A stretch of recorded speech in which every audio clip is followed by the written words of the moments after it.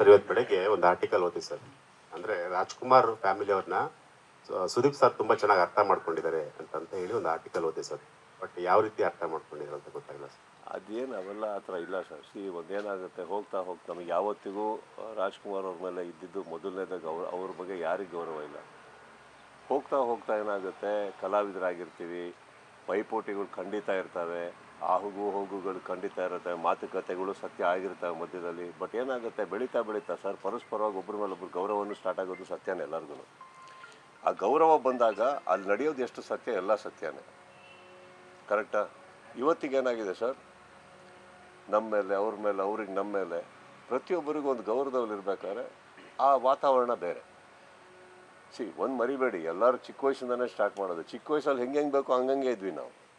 ಅದು ಕರೆಕ್ಟೇ ಅಲ್ಲ? ಹುಟ್ಟಿದ ತಕ್ಷಣ ಯಾಕೆ ಅಪ್ಪ ಬೇಕು ನೀವು? ಮಕ್ಕಳ ಥರ ಇರಬೇಕು. ಮಕ್ಕಳಲ್ಲಿ ಏನು ಕಿತ್ತಾಡಬೇಕೋ ಕಿತ್ತಾಡ್ಕೊಂಡಿದ್ದೀವಿ ಎಲ್ಲರೂ. ಅವಾಗ ಆ ಅಪ್ಪಂದ್ರೆಲ್ಲ ಸರಿ ಪಡಿಸೋರು ನಮ್ಮನ್ನು. ಆಮೇಲೆ ನಾವೆಲ್ಲ ಅಪ್ಪಂದ್ರಾದ್ವಿ.